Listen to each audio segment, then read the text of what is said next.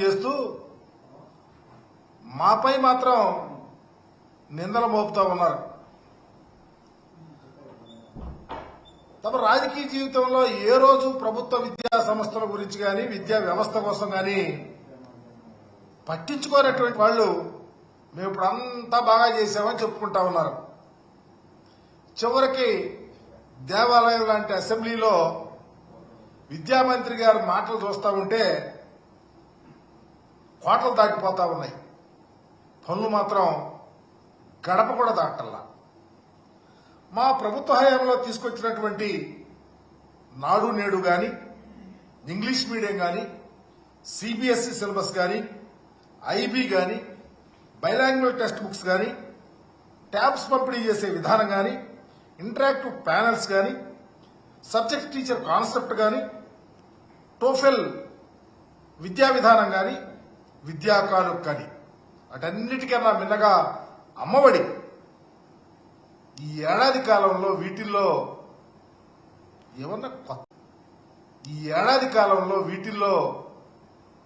ఏమన్నా కొత్త ఆలోచనలు చేశారని అడుగుతా ఉన్నా నేను విద్యామంత్రి గారిని. అయ్యా, మేము ఇన్ని గొప్ప కార్యక్రమాలు చేశామే, మీరు ఈ సంవత్సర కాలంలో వీటితో పాటు లేకపోతే వీటినైనా లేకపోతే ఇవి కాకుండానైనా విద్యా వ్యవస్థలో ఏమన్నా గొప్ప మార్పులు తెచ్చారో చెప్పమని అడుగుతా ఉన్నా. మేము తెచ్చిన ఈ గొప్ప మార్పుల్ని నీరుగార్చటం తప్ప మీరు కొత్తగా విద్యార్థులకు చేసిందేమీ లేదు. ఇంగ్లీష్ మీడియాన్ని తీసేశారు, దానికి కథ చెబుతారు. సిబిఎస్ఈ సిలబస్ ఎత్తేశారు, దానికి కథ చెప్తారు. సబ్జెక్ట్ టీచర్ కాన్సెప్ట్ అనేది గాలి వదిలేశారు, దానికి ఒక వేదాంతం చెప్తారు. ఐబీ అనేది అసలు లేదు, టోఫెల్ విధానాన్ని పూర్తిగా రద్దు చేశారు. దాని గురించి చెప్తా ఉంటే మీరు కొత్త పొంకాలుగా అబద్దాలు చెప్తారు. చివరికి అమ్మఒడి కూడా ఇవ్వకుండా మోసం చేశారు తల్లికి వందనం అని చెప్పి. అమ్మఒడికి 13,313 కోట్ల రూపాయలు కావాల్సి వస్తే మీరు 8,828 కోట్లు రిలీజ్ చేసి ఎవరి ముక్కులో పెడతారు? ఏం చేయాలనుకుంటున్నారు విద్యా వ్యవస్థను అడుగుతా ఉన్నా. నేను ఒక విషయం గుర్తొస్తుంది. ఇక్కడ బాబాసాహెబ్ అంబేద్కర్ గారు చెప్పారు, ఆయన రాజ్యాంగం రాసినప్పుడు, రాజ్యాంగాన్ని ప్రసాదించినప్పుడు, ప్రజలకు అంకితం చేసినప్పుడు ఈ రాజ్యాంగాన్ని ఇంత గొప్ప ఆలోచనలో ముందుకు తీసుకెళ్లాలి కానీ ఆయన ఆలోచనలను గాలి వదిలేస్తే అవసరమైతే రాజ్యాంగ వ్యవస్థను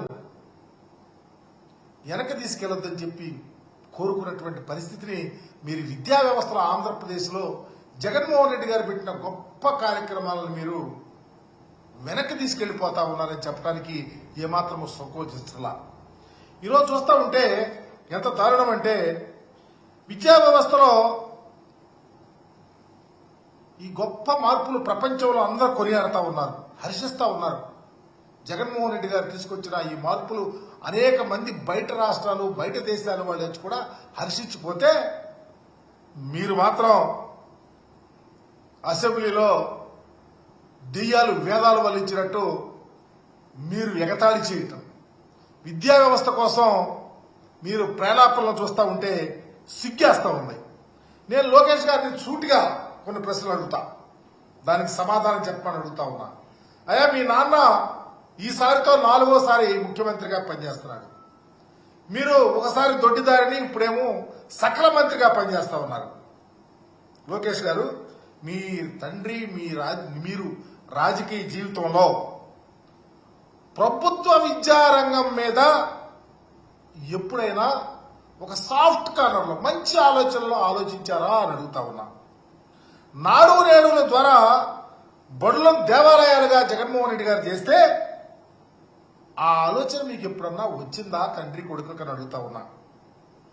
చదువులను ప్రోత్సహించడానికి అమ్మఒడి కార్యక్రమం లాంటి ఆలోచన చెయ్యాలని మీకు ఎప్పుడు వచ్చిందా అని అడుగుతా ఉన్నా.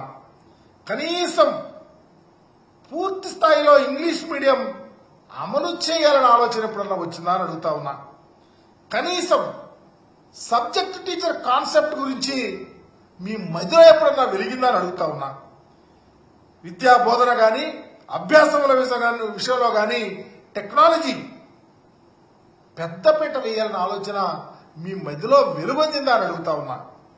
కనీసం పిల్లలకి ఇచ్చే 3 జతల యూనిఫారాలు ఇవ్వాలన్న ఆలోచన కూడా మీకు ఎప్పుడు వచ్చిందని నేను అనుకోవటల్లా.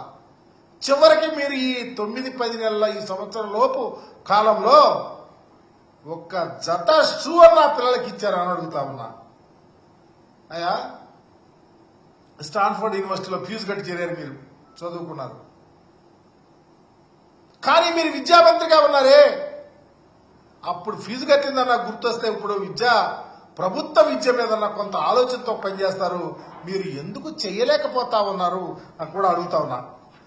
చివరికి రాష్ట్రంలో విద్యారంగాన్ని పునరుజ్జీవనం తీసుకోవటానికి మీ పాత్ర ఏముందో విద్యామంత్రి గారు ఒక్కసారి పత్రికాముఖంగా వచ్చి నేను ఎన్ని అడిగా కదా మీరు సమాధానం చెప్పగలుగుతారని కూడా డిమాండ్ చేస్తా ఉన్నా. ప్రపంచ స్థాయిలో పిల్లలను తయారు చేయడానికి మేము గొప్ప గొప్ప ప్రణాళికలు చేశాం. ప్రణాళికలు ప్రతిఫలం ఈరోజు రాష్ట్రం యావత్తు పేదల కుటుంబాలలో ఆనందాలు వెర్రివిడిచినాయి. కానీ మీరు ఎందుకని విద్యా వ్యవస్థను అపాతాళానికి తీసుకెళ్లారని కూడా మిమ్మల్ని డిమాండ్ చేస్తా ఉన్నాం. చివరికి మీరు పిల్లలకు ఇచ్చే బ్యాగుల మీద పుస్తకాల మీద జగన్మోహన్ రెడ్డి గారి బొమ్మేశారని